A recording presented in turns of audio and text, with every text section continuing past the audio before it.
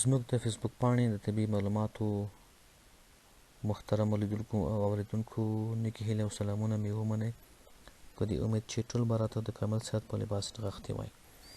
نن درته د یو ډېر مهم ویټامین په اړه ډېرې مهمې خبرې لرو. ویټامین ډي هغه مهم ویټامین دی چې د زړه د حملې، د شکر د ناروغۍ، د هډوکو د ماتېدنې، د بدن د دفاعي ځواک د کمزوري کېدو په کلکه مخه نیسي.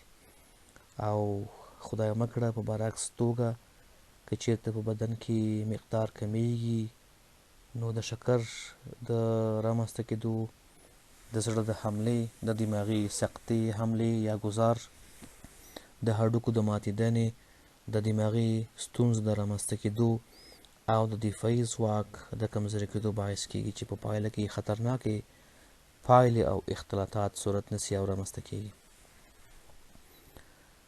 موږ او تاسو ویټامین ډي له دوه لارو څخه ترلاسه کوو، او په دې توګه ویټامین ډي دوه ډوله ټایپونه لري چې یو هم ډي 2 او بل هم ډي 3.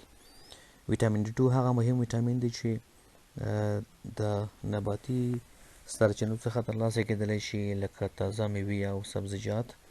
او ډي 3 هم ډېر مهم ویټامین دی چې دا د ویټامین ډي یو ډېر مهم شکل دی. د ډي 2 په نسبت 80% ډېر ځواکمن او قوي دی.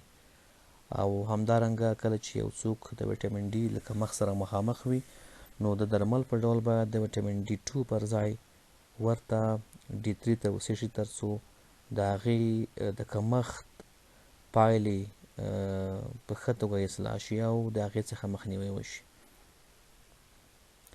په یو نارمل انسان کې د ویټامین ډي نارمل کچه 30 تر 50 نانوګرام پر ملي لیتر ده. کله چې دغه کچه 20 تر 30 ته رسیږي، نو دا په دې معنی چې ویټامین ډي د بدن لپاره بسنه نه کوي. او کله چې دغه اندازه له 20 نانوګرام څخه کمیږي، نو ویل کېږي چې بدن د ویټامین ډي 3 له شدید کمښت سره مخامخ دی او د درمل په توګه باید ویټامین ډي ترلاسه شي. مخکې له دې چې د ویټامین ډي کمښت په یو چا کې رامنځته شي، پکار ده چې نارمل کاهل اشخاص او انسانان د طبیعي سرچینو څخه ویټامین ډي ترلاسه کړي.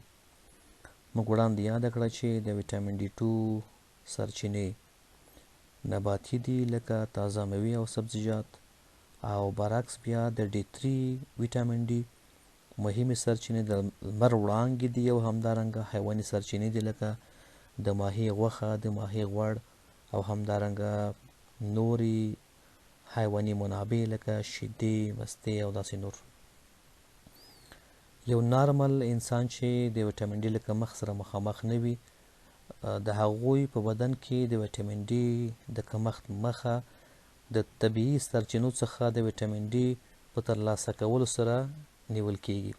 او ما کله چې د یو چا بدن د ویټامین ډي له شدید کمښت سره مخامخ وي، باید د درمل په ډول ویټامین ډي ترلاسه کړي، ځکه چې په دې صورت کې بیا په یوازې ځان د ویټامین ډي سرچینې طبیعي سرچینې نشي کولی چې د ویټامین ډي کمښت جبران او اصلاح کړي.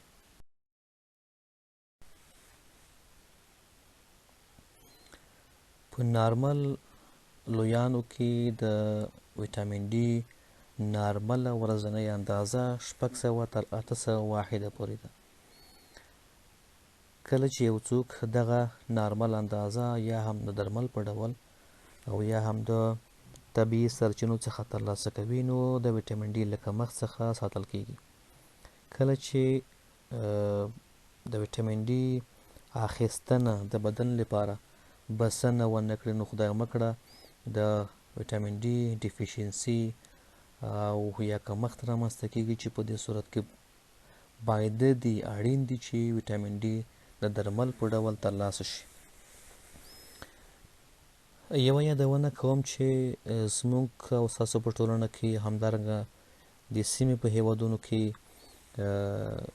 زیاتره هم مسلکان او ډاکټر صاحبان د ویټامین ډي ډېر لوړ ډوز په اونیز ډول توصیه کوي، چې دا په بدن کې د ویټامین ډي د جمع کېدو باعث کېږي او خدای مکړه د خطرناکو پایلو د رامنځته کېدنې باعث کېږي. نو راځو دې ته چې د ویټامین ډي د کمښت په صورت کې د ویټامین ډي 3 څومره مقدار اړین دی چې باید واخیستل شي او تر څه مودې پورې باید هغه توصیه شي.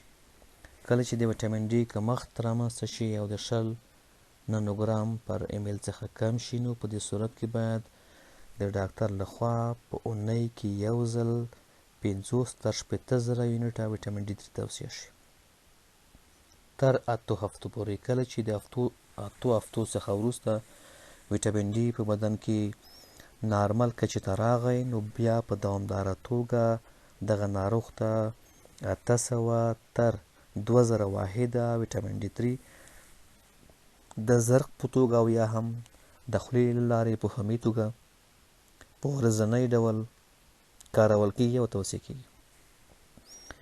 دا تر هغې کېږي چې په بدن کې د ویټامین ډي 3 کچه 10 تر 50 نانوګرام پر امیل ته ورسیږي.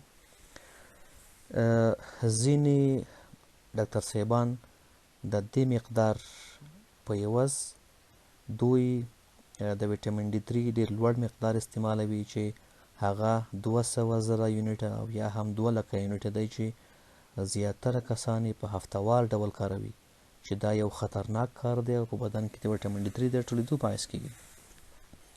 کله چې ویټامین ډي 3 په بدن کې ټول شي ډېر زیات شي، نو بیا هم د خطرناکو اختلاطاتو او پایلو باعث کېږي.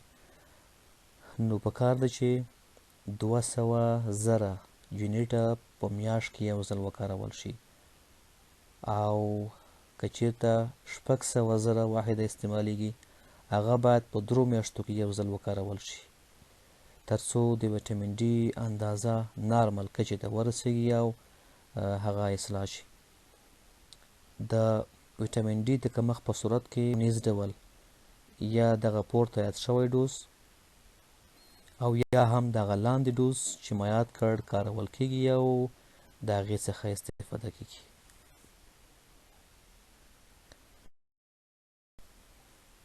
محترم لیدونکو او اوریدونکو، د په خاطر چې زما خبرې اوږدې نه شي او تاسو رانه ستړي او خسته نه شئ، په همدې ځای خپلو خبرو ته پای ورکوم او د راتلونکو طبي معلوماتو لپاره تل زموږ پاڼه وڅارئ تر څو خپل ځان، خپل فامیل او د ټولنې خلک د مهمو طبي موضوعاتو څخه په وخت برخمن کړئ او هغوی هم د خپل ځان سره په دې معلوماتو کې شریک کړئ. په الله مو سپارم. ډېره مننه.